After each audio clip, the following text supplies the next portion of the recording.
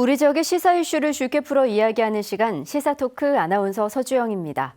정부가 쌀 소비가 계속 줄자 쌀 생산 관리에 나섰습니다. 다수학 품종 생산을 제한해 전체적인 쌀 생산량을 줄이겠다는 겁니다. 지난달 도내 벼 재배 면적의 절반 이상을 차지하는 신동진 벼 품종의 퇴출 정책을 내놓았는데요. 거센 반발에 퇴출 정책 시행을 2026년까지 유예하기로 했습니다. 하지만 반발은 계속되고 있는데요. 정부가 왜 이런 결정을 하게 된 건지 그 배경과 더불어 우리 쌀 시장의 상황과 앞으로의 과제 살펴보겠습니다. 전라북도 신원식 농생명축산식품국장, 전북대학교 식품육통학과 송춘호 교수, 군산시 농민회 오주병 부회장 세 분과 함께하겠습니다. 안녕하세요. 네, 안녕하세요. 네, 반갑습니다. 자, 관련 영상 먼저 보시고 본격적인 이야기 나눠보도록 하겠습니다. 지난해 기준 도내 신동진벼 재배 비율은 53%입니다. 절반 이상이 신동진으로 벼농사를 지었다는 얘기입니다. 그만큼 신동진은 도내 농민들에게 인기가 높은 품종입니다. 그런데 지난달 내년부터 신동진벼는 공공비축미로 수매하지 않겠다는 정부 방침이 나왔습니다. 쌀이 넘치는 상황에서 수확량이 많은 품종을 제외한다는 겁니다. 이에 전북 농민들의 반발이 이어졌습니다. 다른 품종으로 바꾸면 인기가 좋은 신동진에 비해 소득이 줄어들기 때문입니다. 또 밥맛 좋은 쌀이라는 품종 이미지를 한꺼번에 잃게 된다는 이유도 있습니다. 농민들은 물론 지방의회까지 정부 방침을 비판하고 나섰습니다. 10마루당 570kg 이상 수출이 나는 벼 품종에 대한 정부 보급 중에서 퇴출 결정 재고를 강력히 촉구하고자 본 건안을 제안하고자 합니다. 전라북도 역시 농민들이 다른 품종으로 전환하는 시간을 벌 수 있도록 매입 제한 시기를 연기해달라고 정부에 요구했습니다. 결국 정부는 신동진벼의 공공비축미 매입 제한 시기를 애초 내년부터 해서 2027년부터로 3년 늦췄습니다. 재배 품종 전환에 어려움이 없도록 신품종 시범포 조성, 농가와 RPC 지원 등 보완 계획도 세우기로 했습니다. 당초 발표한 당침과 달리 결국 신동진벼의 공공비축미 매입 제한 시기를 2026년까지 유예해 주기로 했습니다. 한숨 돌린 상황이라 볼 수 있을 텐데요. 전북의 어떤 입장이 반영된 결과라고 보시나요? 네. 우리 도에서는 2021년도에 병해충이 왔을 때 그때 이제 한 4만 헥타르 정도의 피해가 있었습니다. 그래서 그 당시에는 이 신동진벼의 어떤 내병원성의 약화, 그다음 기상이변, 기상체해 이런 것들이 복합적으로 좀 작용을 했었는데 우리 도에서도 그 부분에 대한 피해에 대해서 정부에 적극적으로 건의를 해서 한 331억 원 정도의 재해 보상을 받은 적이 있습니다. 그래서 그 당시에 우리 도에서도 신동진을 좀 줄여나가야 된다라는 그런 게 있었고 그래서 21년도에 65%에 달한 신동진벼를 이제 26년까지 해서 저희가 43%까지 좀 줄여나가자 이렇게 좀 목표를 좀 세우고 줄여나갔고요. 그래서 그 결과 한 1년 동안에 한 11%포인트를 좀 줄였습니다. 그래서 53%에 현재 지금 하고 있는 상황이고. 그런데 이렇게 좀 저희가 스케줄을 가지고 준비를 해 나갔었는데 이제 정부가 갑자기 이제 공공부축 매입을 중단하겠다고 하니까 이제 그런 부분이 좀 문제가 생긴 겁니다. 그래서 어떻게 보면 농민단체라든가 그다음에 도의회, 시의회, 우리 전라북도 모든 정치권에서도 그런 것은 우리의 적응 테스트 기간들을 주지 않고 바로 바꾸는 것은 문제가 있다. 그래서 우리 도에서도 보니까 과거에 다른 시도도 보니까 새누리라든가 운광 뭐 이런 벼들에 대해서 한 2년 정도의 유예를 준 사례가 있더라고요. 그래서 우리도 우선 당장은 신동진이 재배 면적이 크기 때문에 한 3년 정도의 유예는 줘야 된다. 그렇게 해서 저희가 정부에 강력하게 좀 건의를 했고 그 결과 정부에서도 이번에 3년 정도 유예를 좀 주는 걸로 해서 했기 때문에 우선은 기간 동안에 우리가 좀 잘 준비를 해서 품종을 좀 다변화시켜 가는데 이런 데 좀 준비를 해야 될 필요성이 있다. 이렇게 보여집니다. 네, 이번 농식품부의 결정 교수님은 어떻게 바라보시나요? 예, 전라북도 같은 경우는 그 주력 품종 53%의 면적에서 재배가 되고 있고요. 전라북도뿐만 아니라 전라남도에서도 20%를 재배하고 있었습니다. 그래서 많은 농가들한테 피해가 당장에 발생되지 있기 때문에 3년이라는 유예기간이 실시가 되진 것 같은데 사실 3년은 길다면 길지만 굉장히 짧은 시간입니다. 네. 품종 같은 데는 시장에 실제적으로 현장에 적응하기 위해서는 최소한도 5년에서 10년 정도 시간이 필요하거든요. 앞으로 3년 이 기간을 어떻게 활용하냐 하는 부분이 우리 전라북도 쌀산업 미래가 달려있다고 평가할 수 있습니다. 네, 3년이라는 이 시간을 잘 활용해야 된다라는 점을 꼽아주셨는데 부회장님, 과연 이 신동진 벼 퇴출만으로 생산량이 줄 거라 생각하십니까?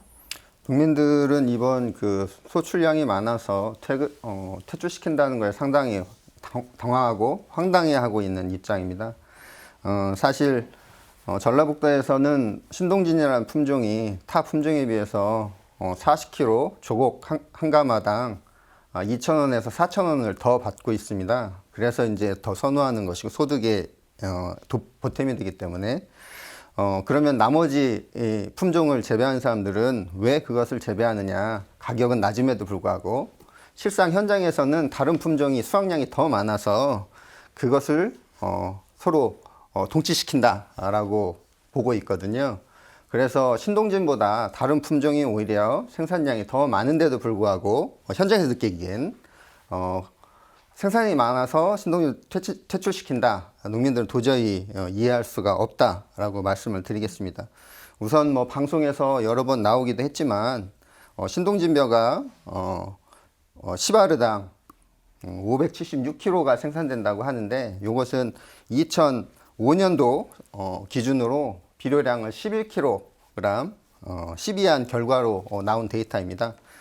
최근 3년 전에 농촌진흥청에서 실증 실험을 했는데요. 요즘 이제 9kg를 권장 시비량으로 하고 있어서 실험을 했는데 신동진은 536kg, 지금 대체 품종으로 말되고 있는 참동진 540kg로 생산되는 것으로 나오고 있습니다. 네. 네, 그래서 신동진이 요것을 이제 퇴출시킨다는 것 자체가 전제가 잘못되었으니까 이 결정이 아예 없어져야지 유예된다는 것은 옳지 않다라고 생각하고 있습니다. 그러니까 현장에서는 유예만으로는 성에 차지 않는다. 아예 이 정책이 그냥 백지화돼야 된다라는 입장이신 거군요. 네, 그렇습니다. 그 5년 연속 국내 재배 면적 1위를 차지해온 만큼 소비자 그리고 농가 모두 만족감이 높았던 신동진 벼 품종입니다. 신동진 벼를 특별히 이렇게 선호한 이유가 있을까요?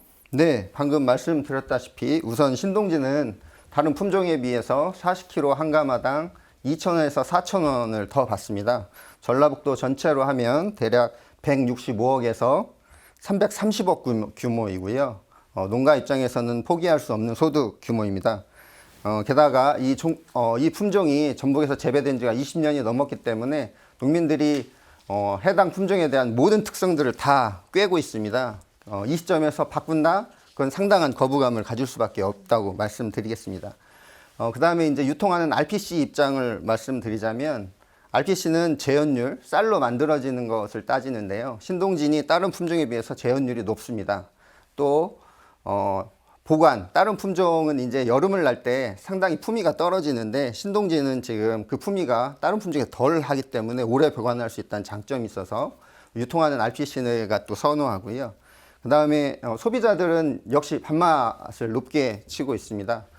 밥맛은 상당히 자의적이기 때문에 저의 예를 들자면 저희가 지금 그 부산에 신동진 쌀을 작년 어린이집에 납품을 하고 있는데 올해 들은 이야기는 아이들이 밥맛이 좋아서 그런지 밥을 더 먹는다. 양을 더 해서 주문하겠다. 그리고 다른 어린이집도 요청을 하면 배달해 줄 수 있느냐라는 질문을 받았고요. 6년 전 말씀드리면 한살림이라는 생협이 있는데 해당 생협에 신동진이 처음 들어가는 부분이라서 밥맛 테스트를 하고 받겠다라고 했습니다. 당시에 그 생협 관계자들이 소비자를 대상으로 취청, 일미, 삼광, 신동진 이렇게 4개를 가지고 블라인드 테스트를 했는데요. 더운 밥, 찬밥 모두에서 1등으로 선정되었습니다. 그래서 지금까지 한살림에 납품되고 있습니다. 객관적인 사실을 따져도 소비자가 인정할 수 있는 밥맛이다 이렇게 말씀드리겠습니다. 그렇군요. 뭐 앞서 이제 영상을 통해서도 보셨겠지만 우리 지역의 신동진 재배 면적이 53%에 이를 만큼 절반 이상을 차지하고 있습니다. 시군별로 따져본다면 어느 지역의 수확량이 가장 많은 건가요? 네, 이 차트를 가지고 좀 설명을 드리겠습니다. 전라북도 이게 신동진 재배 면적의 현황입니다. 이제 가장 많은 면적을 이제 재배하는 시군은 김제가 되겠습니다. 그리고 그 다음에 이제 군산, 익산 이 정도 되겠고요. 주로 이제 서부권 쪽에 있는 그 시군에서 많이 재배하고 있습니다. 점유율로 보면은 시군별 점유율로 보면 점유율을 가장 많이 점유하는 데는 이제 군산이 되겠고, 그 다음에 전주, 뭐 김제 이렇게 되겠습니다. 저희가 그 신동진의 이제 이 부분이 공공부침이 매입을 했을 때 어느 정도 영향이 있느냐에 대한 부분들을 한번 살펴보면은 네, 피해 규모요. 예. 그래서 저희가 밑에 표를 보시면 전체가 이제 신동진의 이제 생산량이 되겠습니다. 네. 32만 톤 정도 되는데 이제 공공부침이 매입을 통해서 저희가 해결되는 건 신동진이 한 5만 톤 정도 됩니다. 그러니까 벼가 32만 톤이 생산되는데 그 중에서 신동진은 한 5만 톤 정도가 공공부침 매입으로 이제 해결되는 것이 되겠습니다. 그렇게 되면은 나눠 보면은 한 15%가 이제 신동진의 경우는 공공부침 매입을 통해서 해결된다. 나머지 그러면 한 85% 정도는 농협이라든가 일반 이제 개인적인 시장들을 통해서 해결된다고 볼 수 있습니다. 그래서 어떻게 보면 공공부침 매입만 된다고 해서 이제 신동진이 바로 이게 많은 큰 피해가 있다 이런 것들은 조금 이제 맞지는 않은 것 같고, 왜냐면 또 이제 15% 정도 영향을 보는 건 사실이거든요. 그렇지만 또 이제 15% 정도를 또 다른 품종으로 대체해서 하기 때문에 바로 그게 또 피해를 간다라고는 하기가 쉽지 않습니다. 다만 이제 보급종을 갖다가 제한했을 경우는 또 다른 이야기가 되는 것이죠. 근데 공공부침 매입만으로는 큰 피해는 이제 보는 건 아니다. 근데 다만 보급중에 대해서는 보급중 중단에 대해서는 우리가 큰 영향을 미치기 때문에 그 부분에 대해서는 저희가 확실히 좀 준비를 해야 될 필요가 있습니다. 다시 한번 좀 짚고 넘어가야 할 사항이고요. 교수님, 신동진 벼를 이제 대체할 품종으로 참동진 벼가 보급될 계획입니다. 예, 어느 그렇습니다. 품종인가요? 참동진 벼. 참동진은 지금 신동진이 우리 전라북도 같은 54%에서 재배되고 있지만 전국적으로 보면 13% 정도 전국적으로 가장 많습니다.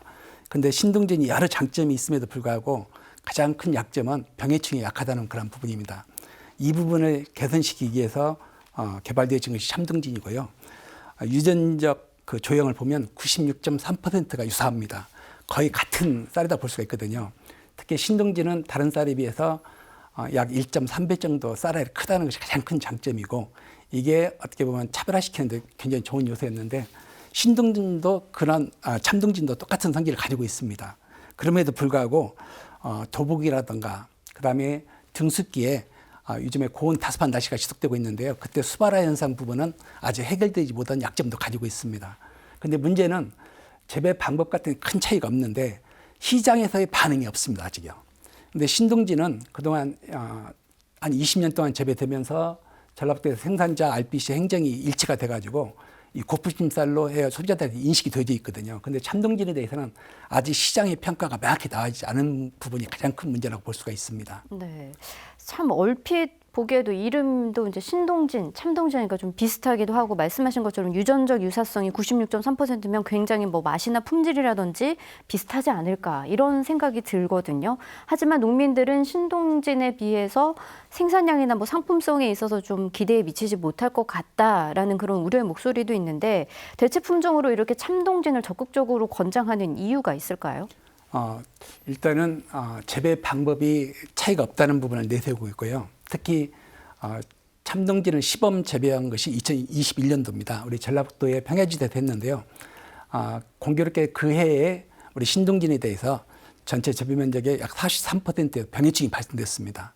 그럼에도 불구하고 참동진의 수량 문제는 있었지만 참동진에서는 병해충이 그렇게 나오지 않았거든요. 그래서 전라북도를 시범 재배지로 했던 그런 부분들이 농진청을 중심으로 이건 신동진을 대체할 수 있는 품종이라고 주장하고 있는 그런 부분 같습니다. 참 이런 갑작스러운 결정 때문에 신동진 벼가 그동안 쌓아온 브랜드의 우수성과 또 그 브랜드 가치가 한순간에 사라질 위기에 놓였다 해도 과언이 아닌데요. 무엇보다 이제 신동진 벼 품종에 있어서 비중이 월등히 높은 전라북도가 가장 또 큰 타격을 받지 않을까 싶은데요, 국장님. 네, 아무튼 당장 그런 일이 벌어진다고 했다면 아무튼 큰 일이라고 볼 수 있고, 근데 그런 부분들은 우선은 저희가 아무튼 3년 정도 유예를 시켜놓은 부분이기 때문에 우리가 그러면 지금 현재 시점에서 우리가 어떠한 것들을 해야 되느냐 이런 건데, 아까 우리가 기본적으로는 이제 신동진의 재배를 한 20년 이상 지금 해왔거든요. 그러다 보니까 하나의 품종에 대해서 20년 이상 하다 보니까 약간 내병성이 약해진 문제, 그런 문제들을 우리가 보완할 필요가 있다고 해서 지금 참동진이라는 부분이 나온 거거든요. 그러니까 수량의 문제가 아니라 내병성을 어떻게 강화시킬 거냐에 대한 부분 때문에 참동진이 나온 거죠. 그래서 이제 참동진이라는 품종은 아까 말씀드린 대로 목도열병이라든가 흰잎마름병 이런 데 강점을 가지고 있습니다. 그래서 그런 강점을 가지고 있고, 다만 아까 말씀하신 대로 그런 키가 좀 2cm 정도가 크다 보니까 도복이 좀 잘 된다 이런 거에 있어서, 그래서 아까 12의 중요성 이런 부분을 좀 말씀하고 계시고, 그래서 매뉴얼대로 잘 재배를 해야 되는 문제 있고, 다만 이제 브랜드 가치 문제는 당연히 생길 수밖에 없습니다. 왜냐하면 그거 아니고 저희가 예전에 통일벼 시대에서 솔직히 이 신동진으로 갈 때 이제 수량성은 강화되면서도 맛도 좋은 걸 개발하자 해서 만든 게 신동진이거든요. 그래서 신동진이기 때문에 그게 이제 브랜드 가치라는 건 상당히 우리 전라북도에서는 크다고 봅니다. 그런데 이제 그런 부분들을 갑자기 없어진다면 당연히 큰 문제가 되겠죠. 그렇지만 우리가 신동진에서 참동진으로, 이게 참동진 하나의 대안일 뿐입니다. 이게 꼭 전체를 바꾼다는 건 아니고 하나의 대안이고, 또 다른 품종도 같이 개발해야 됩니다. 그런데 이제 그런 부분들이 우리가 브랜드 가치를 이제 어떻게 만들어가느냐, 이런 부분들은 저희가 아까 우리 송 교수님 말씀을 하셨듯이 앞으로 3년 동안 우리가 그런 부분들을 잘 준비해 가야 되는 것이고, 그런 준비 상황에 따라서 3년 후에 또 다른 또 어떤 결정들이 또 있어야 된다, 이렇게 보여집니다. 네, 현장에서는 좀 막막하기만 할 것 같습니다. 부회장님, 농가에서 이제 가장 우려하는 부분은 뭘 꼽을 수 있을까요? 가장 큰 것이 이제 소득 감소를 들을 수 있습니다. 아시다시피 방금 말씀드렸다시피 신동진하고 다른 품종의 가격 차이가 40kg당 지금 2,000에서 4,000원, 전라북도 전체로 하면 160억에서 330억 정도 차이가 나는데요. 대체 품종인 참동진이 빠른 시간 내에, 그러니까 3년 이내에 신동진의 자리를 차지하지 못한다면 결국은 그 손실을 전부 다 농가가 떠안아야 하는 상황입니다. 그러니까 당연히 우려스러울 수밖에 없는 것이고요. 이제 양을 줄이기 위해서 타작물을 재배하자, 그런 부분도 이야기가 나오고 있는데, 3년 안에 타작물로 전환한다라는 부분도 상당히 이른 말이다라고 말씀드릴 수 있겠습니다. 벼가 논에 재배되는 이유는 물이 잘 투과하지 못하는 땅이기 때문에 벼를 재배하는 겁니다. 근데 이제 타 작물을 재배하기 위해서는 투습성이 좋게 형질을 바꿔야 되거든요. 많은 농가가 그걸 참여하기 위해서는 점진적으로 해야 되는데, 지금 정부가 하는 것들은 너무나 단기간, 제가 볼 때는 5년에서 최소 10년 가지고 천천히 가야 할 것을 2년, 3년 하려고 하기 때문에 상당한 부작용이 생기고 있고, 그 부작용을 실질적으로 우리 농가는 이제 피부로 겪기 때문에 매우 힘들다라는 말씀을 좀 드리고 싶습니다. 네, 점진적인 변화가 요구된다고 하셨는데 좀 뭐 의견 덧붙이실 네. 거 있을까요? 지금 저희 이제 농업 현실 속에서 이제 쌀 문제를 어떻게 바라봐야 되냐, 이런 이제 그런 좀 이제 장기적인 대책이 필요한 것이고, 또 그걸 장기적인 대책을 하는 데 있어서 또 단기적인 대책이 필요한 거라고 보여집니다. 우리 의장님 말대로. 지금 쌀 소비량 같은 경우가 1인당 쌀 소비량이 지금 56.7kg로 작년에 발표가 돼서 22년도에. 그런데 계속해서 쌀 소비량이 줄고 있죠. 반면에 또 육류 소비량은 계속 증가를 하고 있습니다. 그래서 작년에 22년도에 육류 소비량이 58.4kg로 예상이 됐습니다. 크레이에 가면. 그게 무슨 말이냐면 작년 22년도에 처음으로 데드크로스 현상이 나타난 겁니다. 쌀 소비량보다도 육류 소비량이 많아지는. 지금 여러분들도 이제 아시다시피 이제 계속 우리 식생활이 많이 변하고 있잖아요. 그랬을 때 우리 이제 쌀의 적정 생산의 문제는 이제 단순히 우리의 한 시군의 문제, 도의 문제를 떠나서 대한민국 전체의 문제가 되었습니다. 그래서 그런 문제를 적정 생산을 어떻게 가져갈 것이냐. 그리고 또 현재 자급률이 부족한 것들을 또 어떻게 우리가 식량 주권을 안보를 확보하기 위해서 또 자급률이 부족한 것들을 어떻게 또 확보할 것이냐. 그게 또 보면은 타작물 재배를 통해서 콩의 재배를 늘린다라고 하는 거나 밀의 재배를 늘린다는 것들은 바로 그런 측면이겠죠. 왜냐하면 밀 같은 경우가 현재 자급률이 0.8%, 콩 같은 경우가 자급률이 30%. 그렇다면 쌀보다도 콩이나 밀을 통해서 우리가 식량 주권을 계속 확보해 나가는 쪽으로 갈 수밖에 없다. 그래서 이제 정부에서도 전략작물 직불제라는 것을 만들어서 지금 이제 올해부터 지금 시행을 하고 있죠. 하고 있는데 저희가 그걸 이걸 한번 보려고 합니다. 정부가 논 타작물 재배라고 해서 지원 사업이라고 해서 18년, 19년, 20년 동안에 지원하는 것이 있습니다. 그때는 그 지원을 통해서 논의 재배 면적이 감소를 했습니다. 이렇게. 그리고 그에 따라서 이 쌀의 쌀값도 17만 원에서 19만 원, 20만 원까지 올라갔죠. 그런데 이 정부가 이 3년간 한시 사업을 한 뒤에 바로 21년부터는 이걸 중단을 했습니다. 중단하자마자 나타난 현상이 뭐였냐면 쌀의 재배가 한 6천 헥타르 정도가 증가를 했고 그에 따라서 연달아서 쌀값이 하락하기 시작합니다. 그럼 뭐냐면 이 논 타작물 재배 지원사의 결과론적인 해석이지만 논 타작물 재배 이 사업이 상당히 효과가 있었다. 쌀값을 지지하는 데 효과가 있었다라는 거죠. 그래서 정부의 우리 도는 근데 그럼에도 불구하고 타작물 재배 사업을 도비로 또 했었거든요. 그래서 그걸 정부에서 좀 계속 해라. 그렇게 해서 23년부터 지금 정부가 시작을 다시 한 겁니다. 그래서 이 전략작물 직불제가 이제 타작물 지원 사업의 다른 이름이거든요. 그러니까 전략작물 직불제는 뭐냐면 동계작물로 이제 밀이라든가 다른 이제 조사료 이런 것들을 하고 또 하계작물로서 농콩이라든가 그 다음에 우리 다른 조사료 이런 것들을 심었을 때 이제 적게는 1헥타르에 한 250만 원에서 많게는 1헥타르에 450만 원까지 지원하는 사업입니다. 그러니까 쌀을 하지 말고 그렇게 하면은 정부가 지원하겠다 이렇게 하는 거거든요. 저는 그런 측면에서 이제는 좀 우리 농가들과 함께 그런 부분들을 좀 준비해 나가기 위해서 같이 협력해서 그렇게 식량 사업 자체를 좀 개편해 나가야 된다 이런 입장입니다. 쌀값 안정화 대책을 위해서 이제 좀 말씀을 해주셨고 또 네, 제가 이제 그거에 반론을 좀 제기하도록 하겠습니다. 우선은 지금 18, 19, 20년 말씀하셨는데 2011년, 12년, 13년 그렇게 또 한 적이 있습니다. 당시에 저 같은 경우도 1헥타르에다 농콩을 심었었거든요. 1헥타르에서 벼를 심었을 때 매출이 대략 1,200만 원 정도 나오는데요.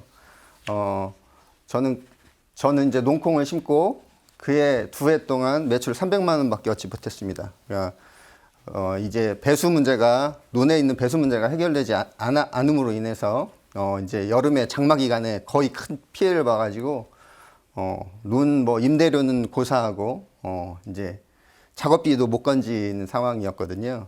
그러니까 이제 점진적으로 해야 되는데 너무나 갑자기 시행했다라는 문제가 있다. 그 말씀을 좀 드립니다. 그동안 그 쌀 가격 안정화시키기 위해서 타작물 그 재배 지원 사업은 3번에 걸쳐서 그게 9년 동안 실시가 되었습니다. 근데 가장 큰 문제는 연속성이 없었다는 부분입니다. 왜냐하면 논에다가 콩을 심기 위해서는 형질을 바꿔야 되거든요. 형질을 바꾸면 다시 바로 또 쌀 재배 쪽으로 돌아오는데 굉장히 어렵습니다. 근데 이런 사업이 지속 가능할 때 현장에서 변화가 갈 수가 있는 부분이거든요. 근데 쌀이 공급되다가 부족하면 중단을 시켰습니다. 근데 이번 같은 경우는 이름을 바꿔가지고 전략작물 직불제라는 이름으로 바뀌어졌는데요. 여기에는 2027년도까지 가루쌀이라는 가공용 쌀을 20만 톤 생산하는 쪽에 초점이 맞춰져 있습니다. 그런데 이것은 시장을 보지 못하는 정책입니다. 왜냐하면 가루쌀로 대체할 수 있는 쌀 가공품이 지금 약 3만 톤 정도밖에 없습니다. 쌀 과자라든가 쌀 국수면 같은 것을 대체시킬 수가 있는데요. 정부의 목표는 지금 약 250만 톤 정도 수입되지는 밀가루의 약 10% 정도를 대체하겠다는 것이 나왔는데 밀가루를 대체시킬 수 있는 가장 중요한 부분은 빵입니다. 근데 빵은 건강식품이라는 것보다는 기후식품입니다. 이 쌀가루로 만들었을 때는 글루텐이 없기 때문에 그 쌀 맛이 떨어지거든요. 이러한 부분을 어떻게 할 것인가 하는 부분에 대한 것은 앞으로 시장에서 굉장히 논란이 되실 수 있는 그런 부분이고요. 지금 신동진벼 퇴출 논란도 사실 쌀값 안정화 대책이라고 볼 수가 있는데요. 정부가 발표했다가 다시 후퇴하고 현장의 반발이 후퇴합니다. 그래서 이러한 그 전략작물 직불제라는 게 정말 지속 가능성이 있을 것인가에 대한 현장에서 받아들이는 부분에 한계가 좀 있다고 볼 수가 있습니다. 네, 시장성을 보고 좀 지속 가능한 대책들이 나와야 한다고 정리를 네. 해주셨어요. 그래서 이게 지금 타작물 지원 사업이라고 하지 않고 지금 직불제로 간 거는 이제 직불제라고 하는 것은 계속 이제 소득을 보존하는 체계로서 지속적으로 가겠다고 하는 정부의 의지거든요. 그래서 어떻게 보면 그 전에 단일적으로 했던 사업이 아니라 이제 좀 지속한다라는 측면은 이제 그런 것들은 이제 좀 장점이라고 볼 수가 있고 이제 말씀하신 대로 이제 아까 가루쌀이라든가 현재 쌀 산업에 있어서 저희가 생산을 많이 이렇게 추궁을 하고 있는 게 사실은 생산을 어떻게 할 것인지 근데 제가 저도 농정을 하면서 느끼는 게 뭐냐면 생산을 어떻게 하냐도 상당히 중요하다. 적정 생산, 안정적으로 생산하는 부분 이게 중요한데 더 중요한 건 뭐냐면 어떻게 하면 이걸 소비를 할 수 있게끔 하느냐가 더 중요하다는 거예요. 그래서 아까 송 교수님 말대로 이제 가공산업이라든가 이런 쪽을 어떻게 좀 쌀을 이용하고 현재 가루쌀 같은 경우도 생산만 어떻게 할 게 아니라 생산한 것들을 어떻게 지금 이제 가공 제품들 많은 가공 제품들 또 소비자의 입맛에 맞는 것들을 만들어서 그걸 국내에서 하든 아니면 수출을 하든 이런 식의 뭔가 대책이 있어야 되는데 그런 부분들이 정부가 조금 약한 편이 있습니다. 그래서 저희도 그런 부분에 문제의식을 가지고 좀 이제 가공 쪽에 대한 예산을 좀 더 넣어서 어떻게 보면 그 소비가 좀 확대될 수 있도록 하는 거 그런 부분에 좀 집중을 하고 또 수출 쪽으로 쌀 같은 경우도 우리 도가 좀 다른 시도에 비해서 수출이 좀 적은 편입니다. 그래서 좀 수출을 좀 활성화시키고 해서 국내에서가 아니라 또 국외에서 좀 그 소비할 수 있는 거, 소비 시장을 좀 확대하는 거 이런 쪽에 좀 정책들을 좀 하려고 저희도 준비를 하고 있습니다. 네. 아무튼 이제 적정량의 쌀을 생산하기 위해서 이렇게 다양한 지원들이 이제 계속돼 왔었는데 그 좀 성과 여부와 문제점에 대해서 좀 더 자세히 좀 짚어봐 줬으면 좋겠는데요. 부회장님. 네. 우선은 정부가 많은 역할을 하고 있지만 농민의 입장에서는 많은 불만이 있습니다. 우선은 취약회라는 저관세 의무 수입량을 좀 말씀드리고 싶은데요. 매년 40만 8,700톤에 40만 톤이 우리나라가 풍년이든 흉년이든 수입이 되고 있습니다. 그 중에 또 4만 톤이 밥용으로 지금 판매가 되고 있는데 문제는 일반 그 소비자가의 30% 정도로 판매가 되고 있거든요. 이것은 기본적으로 지금 폭락한 쌀값을 하락시키는 지대한 요인으로 작용하고 있습니다. 농민단체들은 이제 이것을 하지 말아달라라고 지금 요청하고 있는데 정부는 지금 지속하고 있어서 매우 좀 안타깝고요. 두 번째로는 기존에 있던 그 쌀 변동직불제라는 제도, 만일 쌀값이 폭락하면 어느 정도 소득을 보장해주는 그런 제도가 있었는데 22년에 폐지가 되고 대신에 시장 격리제, 그러니까 3%가 추가 생산이 되고 5%가 가격이 하락이 되면 시장에서 격리시켜서 쌀가격 유지하겠다라는 제도로 이제 바뀌었는데요. 문제는 실질적으로 이게 제대로 작동을 하지 않아서 가격 폭락을 부추겼다라고 그렇게 보고 있습니다. 사실은 이제 그 2020년, 21년도에는 이 심장 자국률이 낮아서 소비자가가 쌀 소비자가 상당히 높았습니다. 그래서 이제 21년, 22년도에 생산량이 폭등했음에도 불구하고 시장 격리를 하지 않았어요. 네, 그래서 이제 가파르게 가격이 내려가니까 뒤늦게 2월 14일, 3월 13일, 7월 20일에 세 차례에 걸쳐서 시장 격리를 했는데 문제는 격리하는 물량을 최저가 입찰제도 가장 낮은 가격을 써낸 사람 거를 격리시켰습니다. 가장 낮은 가격이 다시 시장에 반영되고 그것이 다시 떨어지고 그걸 3번을 반복해서 했기 때문에 이 쌀가격 폭락이 원인이 되었다. 오히려 이 시장 시장 격리제도가 폭락이 원인이 되었다. 이렇게 생각을 하고 있어서 이런 부분은 좀 신중하게 또 어떻게 임의로 하는 것이 아니라 좀 강제하지 않느냐라는 생각을 가지고 있습니다. 도내에서는 이상기후 등으로 인해서 대규모 병해충 피해가 발생한 적이 있었는데요. 특종 품종 솔링 현상을 막고 또 피해 규모를 줄이기 위해서 벼 품종 다변화 필요성에 있어서 꾸준히 제기돼 왔는데 그간 도에서도 벼 품종 다변화를 위해서 여러 가지 노력들을 기울였음에도 불구하고 큰 변화는 없었다. 이 이유에 대해서는 어떻게 바라보십니까?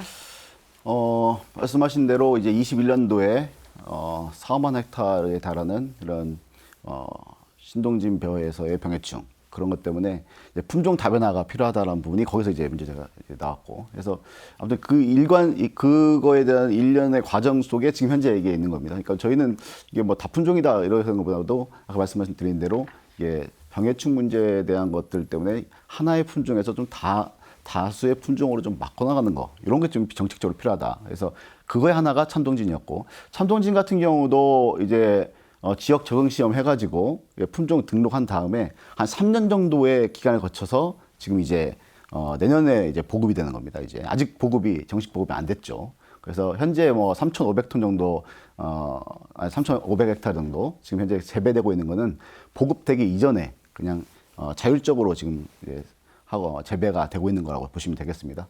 그래서 지금 다른 품종 같은 경우도 개발이 필요하다고 해서 좀 농업기술원과 같이 해서 하고 있는데, 우리 도 같은 경우는 농진청이 우리 도에 내려와 있기 때문에 일반 벼에 대한 품종 개발은 현재 농진청에서 좀 하고 있고, 특수미에 대한 개발을 이제 농업기술원에서 직접 하고 있습니다. 그래서 특수미라고 하면 뭐 흑미라든가 그다음에 심리향, 향미 뭐 이런 것들을 지금 개발해서 하고 있는 건데, 일반 벼 같은 경우는 지금 산동진 같은 경우가 지금 이제 농진청에서 개발한 건데, 지금 다른 품종에 대해서도 한 10개 정도의 품종을 지금 농진청에서 개발을 하고 있고, 2개의 품종 정도를 이제 지역 적응 시험을 지금 하고 있습니다.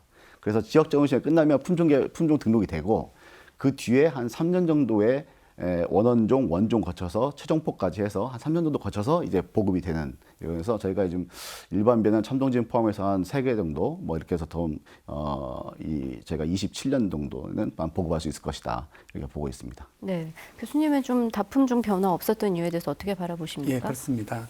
근데 역설적이긴 한데요. 앞에서도 이미 나온 얘기지만 그동안 신동진이 보급된 지가 딱 20년이 됐습니다. 보급종으로 나온 지가요.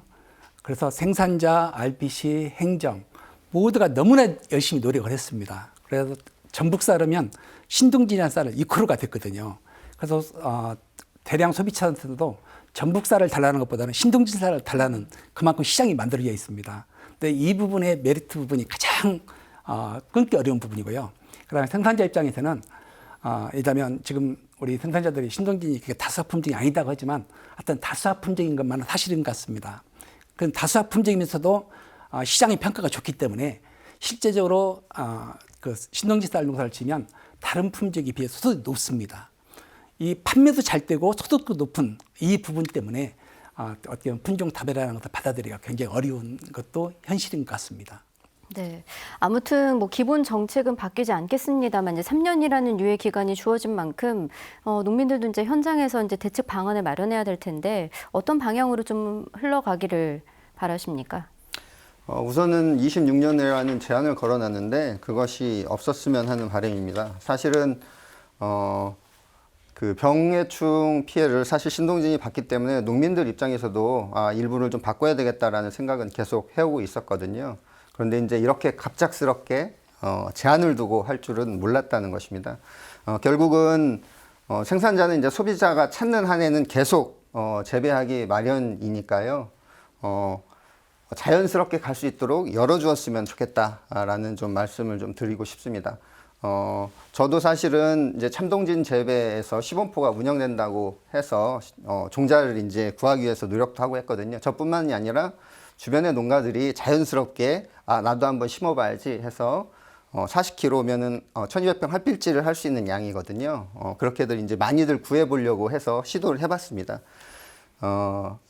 이게 강제하지 않고 하면 농민들이 자연스럽게 이전될 것이다라고 생각을 하고 있습니다. 네, 아무래도 이제 갑작스러운 이제 퇴출 결정에 좀 거부감이 먼저 들기 그렇습니다. 때문에 좀 네. 더 두렵고 무서웠지 않나 싶은데요.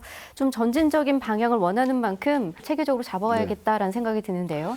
그러니까 서두에도 말씀드렸듯이 우리 도에서는 좀 장기적 플랜을 가지고 이걸 지금 해오고 있던 겁니다. 아까 말씀드린 대로 64%, 21년도에 64%였던 부분을 어떻게 줄여나갈 것인지에 대한 정책적인 유도를 할 수 있게 하기 위해서 여러 가지 최종포라든가 공동육묘장 지원이라든가 이런 것들을 신규 품종에 지원하는 쪽으로 좀 해왔거든요. 그래서 지금 11%포인트가 줄어서 지금 53%인 겁니다. 1년 만에. 그래서 53% 줄었는데 그 부분을 더 줄여가겠다라고 해서 지금 이제 매년 제가 목표를 세우고 지금 하고 있는 거고, 아까 말씀드린 대로 그런데 갑자기 지금 정부가 이렇게 하면서 지금 농민단체가 반발이 있는 거지, 그 전부터 잘 준비를 해왔던 거죠. 그 부분이. 그래서 중요한 것들은 이제 그런 농가에서 그런 새로운 품종들에 대해서 이제 시도를 하는 거에 대해서 그런 시도할 때는 항상 그 리스크가 따릅니다. 그 리스크를 정책적으로 어떻게 줄여주느냐가 되게 중요하다고 보고, 저희가 이제 새로운 품종들을 할 때의 종자 보급 비용이라든가 그 다음에 육묘장을 할 때, 공동육묘장을 할 때 그 육묘장 비용이라든가 이런 부분들을 저희가 지원해서 새로운 품종에 시도할 수 있도록 하는 부분들을 좀 계속 해나가고, 또한 또 중요한 게 말씀드린 대로 참동진이 신동진하고 아주 유사합니다. 그리고 또 뭐 병역주도 강하고, 근데 다만 이게 단점 보완이 할 점들이 좀 있긴 한데, 그러면 이제 앞으로 참동진을 하면서의 그 브랜드 가치를 또 어떻게 만들어갈 것이냐. 뭐 신동진, 참동진 하면 더 비슷한 것 같고, 또 참동진이라고 하니까 이름이 더 좋을 수도 있겠네라는 생각도 들 수 있거든요. 그래서 그런 부분들을 밥맛도 좋고 이게 생산량도 좋다 뭐 하는 것들을 직접 농민분들께서 체험을 해서 체득을 해서 또 소비자들에게 그걸 알려서, 그래서 그런 부분들이 될 수 있도록 마케팅 비용을 제가 적극적으로 지원해서 지금 현재 저희가 34개 RPC, 88개 지금 현재 브랜드들이 있는데, 지금 그 RPC 중심으로 해서 저희가 이제 새로운 품종을 할 때 그런 마케팅 비용을 지원해서 그런 것들을 좀 적극적으로 홍보해 나갈 수 있도록 도에서도 노력해 나가도록 하겠습니다. 네, 새로운 이제 품종에 대한 브랜딩을 좀 잘 해야 될 것 같은데요. 좀 어떤 부분들이 좀 더 보완됐으면 좋겠습니까? 일단 행정에서 RPC하고 현장의 농가들하고 소통을 더 많이 해야 될 것 같습니다. 그동안도 사실 2017년부터 신동진 투칠리기가 나왔었거든요. 그래서 좀 더 체계적으로 대응을 해야 할 것 같다. 그다음에 시장의 다변화 부분은 시장의 흐름인 것 같습니다. 정책의 흐름이고요. 그런데 이 신동진에 대해서는 특히 쌀 가공 부분 중에서도 우리나라 작년도에 쌀이 70만 톤 정도 가공용으로 쌓여 있는데 소비가 됐는데, 그 중에서 약 19만 톤 정도가 떡입니다. 근데 이 떡집을 운영하시는 분들 말씀 들어보면 신동진 쌀만큼 떡에 적합한 품종이 없다 그럽니다. 그래서 일정 부분은 신동진을 유지할 필요성도 있습니다. 근데 그러기 위해서는 정부 공공비축미에서는 퇴출시킬 망정 보급종은 유지가 해야 됩니다. 이 부분을 전라도에서 지속적으로 요구를 해야 됩니다. 그런다면 전라도 오히려 쌀 부분은 식용쌀이 아니고 가공용 부분 쪽에 새로운 활력을 또 찾을 수도 있거든요. 그것도 정부 정책 방향이고요.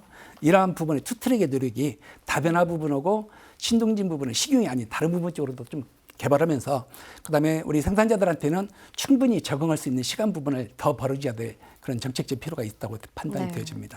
다변화 구도를 위해서 이제 개발과 함께 이제 유지성을 좀 가지고 가야 된다라는 의견을 좀 주셨어요. 이러한 정책들이 참 있는 것도 참 중요하겠지만, 일단은 쌀 소비 촉진이 잘 이루어져야 된다라는 게 아마 또 본질적으로도 다들 또 느끼고 계실 부분일 거라 생각이 드는데요. 쌀 소비 촉진 방안에 대해서 세 분의 의견 한번 들어보겠습니다.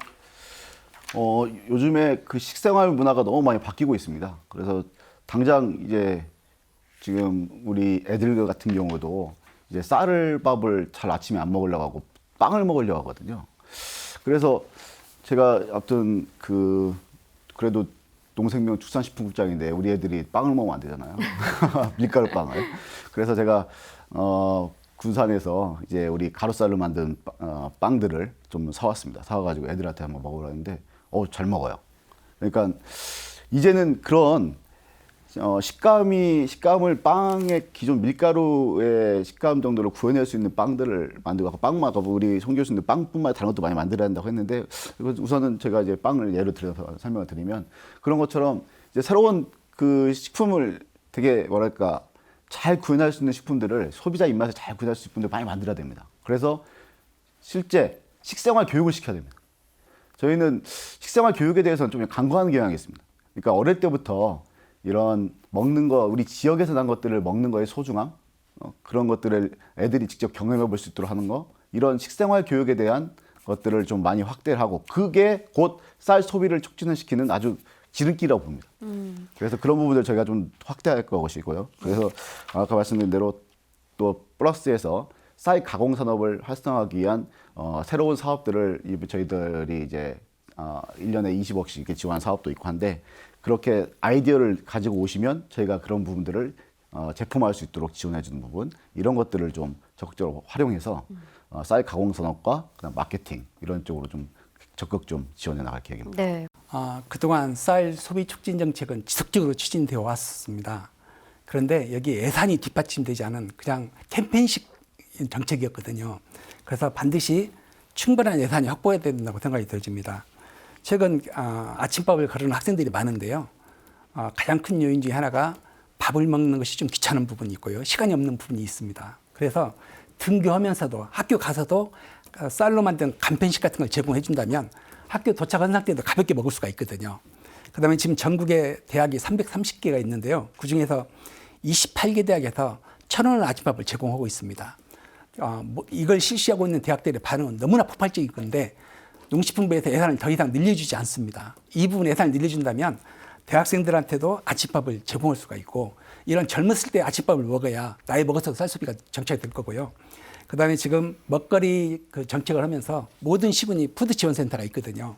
근데 여기를 통해서 쌀로 가정간편식을 만들어 가지고 차상위 계층들한테 이런 식사를 거르는 차상위 계층을 제공한다면 쌀 소비는 얼마나 늘어날 가능성이 있습니다. 이런 부분에 대한 실질적인 예산이 뒷받침되어지는 쌀 소비 정책이 필요하다고 생각이 되어집니다. 네. 네, 그 촉진 방법에서 전 두 가지를 좀 말씀드리고 싶은데요. 첫 번째는 미디어 홍보가 좀 필요하다. 그 중에서도 이제 비만 부분을 좀 말씀드리고 싶습니다. 지금 현재 TV를 보면 건강 프로마다 이야기하는 것이 비만의 원인이 탄수화물이어서 탄수화물을 줄여야 된다. 복부 비만의 주 원인은 탄수화물이다라는 이야기를 지금 하고 있습니다. 그래서 이러한 프로그램들이 쌀 소비, 그러니까 밥 소비를 줄이는 것이라고 지금 보고 있는데요. 사실 비만의 원인은 이제 운동 부족이나 간식, 음주, 그다음에 육류 섭취 등 여러 가지 원인이 있는데 탄수화물이 주요 그 원인 중에 하나로 이렇게 꼽히는 것들은 교육이나 아니면 홍보를 통해서 이게 아니다라는 걸 좀 잡아갈 필요가 있다고 생각을 합니다. 1998년 1인당 쌀 소비량 94kg였고 지금 아까 말씀하신 대로 이제 56kg인데요. 98년도 비만율하고 지금 비만율하고 차이를 보면 한 2배 정도 차이가 납니다. 이제 서구화되는 식습관, 육류의 증가, 음주, 운동 부족 이것이 주 원인인데 이것을 바로 고치는 그 방법이 좀 필요하겠다 말씀드리고요. 두 번째는 아까 똑같이 말씀하셨듯이 아침 결식률을 줄이자라는 건데요. 한 예로 지금 학교는 이제 무상급식으로 해서 점심을 제공을 하고 있습니다. 그런데 이 부분을 아침 급식을 또 제공하면 쌀 소비도 늘어나고 아이들 아까 말씀하신 식생활 교육도 된다. 그래서 이걸 좀 도에서 긍정적으로 해주셨으면 좋겠습니다. 지금 제가 자료를 찾아보니까 농촌경제연구원 김종진 박사 연구팀이 이제 연구한 자료가 있더라고요. 13년도에서 18년도까지 5년간의 자료인데요. 그 점심 저녁 쌀 소비량 감소율은 3%인데 아침 소비량 감소율은 6.4% 2배 이르더라고요. 이것을 아침 결식 부분으로 해결한다면 쌀 소비 촉진에 큰 도움이 되지 않을까 생각합니다. 저희 전라북도에서 이번 민서 8기 들어서 농생명 사업 수도를 이제 비전으로 제시를 했습니다. 하면서 이제 구체적인 목표를 이제 두 가지 들었는데 그 중에 하나가 이제 농가 소득과 관련된 부분인데 현재 농가 소득이 이제 4,700만 원입니다. 700만원인데 이제 앞으로 제가 26년까지 해서 이제 6천만 원대를 진입시키겠다라는 건데 그 의미는 뭐냐면 현재 4,700만 원 될 때까지만 해도 성장률이 3.5%였었는데 이제 6천만 원대 진입을 하려면은 5%씩 성장을 해야 농가 소득이 성장이 6천만 원대 됩니다. 그래서 저희가 결코 어떤 정부 정책도 그렇고 그다음에 현재 이루어지고 있는 모든 현상도 농가 소득을 저하시키는 방향으로 하는 것들에 대해서는 강력히 대응하고 그다음에 농가 소득을 높일 수 있는 방안으로 많이 정책을 해나가겠다 이렇게 좀 말씀드리고 그래서 이번에 정부의 이런 정책도 그런 관점에서 제가 적극 좀 대응했다라고 할 수 있고 앞으로는 그 농가 소득을 높이는 데에서 아까 예산 이야기하셨는데 예산도 그런 쪽으로 많이 제가 집어넣을 겁니다. 그래서 제가 그 예산 확보와 예산 지원을 통해서 그런 부분들을 좀 강력히 시행해 나갈 것 같아 보시고 아까 우리 송 교수님 말씀하셨는데 이제 대학교 학생들이 좀 마침 걸르는 학생들 많잖아요. 예.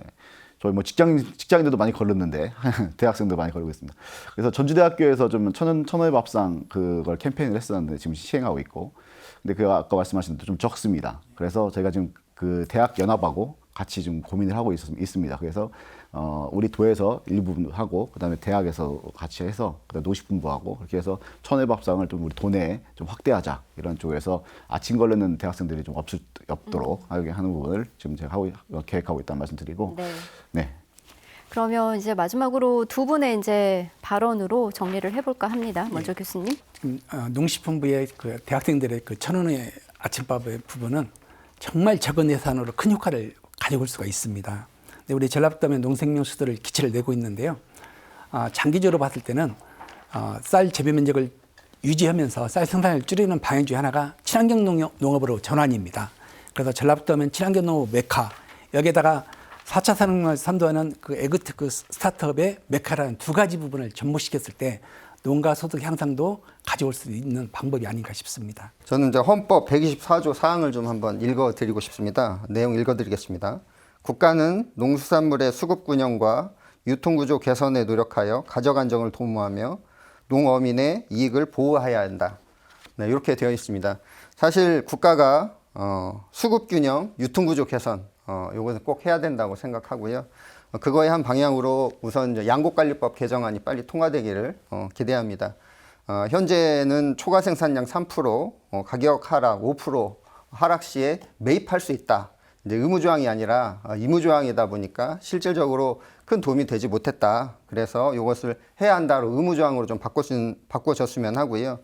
또 하나는 뭐 우리 송 교수님께서 말씀하셨듯이 예산 부분에 충분한 반영이 필요한데요. 올해 그 전략직불제도 도입하고 해서 1,100원 정도 더 한 것으로 알고 있고, 지금까지 있는 모든 이제 타작물 그런 것들 보면 대략 한 3천억 정도 예산이 만들어진 걸로 알고 있는데, 지금 일본은 저희하고 거의 쌀 작업률이나 기타 식량 사항이 거의하고 비슷한데, 일본 같은 경우에는 3조 원 가량을 예산 배정을 한 상황입니다. 지금 조건은 비슷한데 예산 배정은 10분의 1밖에 안 된다. 이 부분은 우리 정부 측 또 도에서 인지하시고 진짜 성의 있는 반영해 주셨으면 좋겠습니다. 네. 이번 정책에 있어서 가장 근본적인 아쉬움은 정부가 방침을 내놓기 전에 열린 소통과 공감대 형성에 있어서 부족했다는 점입니다. 근시안적 대책이 아닌 근본적이고 세밀한 해결책 마련이 그 어느 때보다 필요해 보입니다. 함께해 주신 여러분 고맙습니다.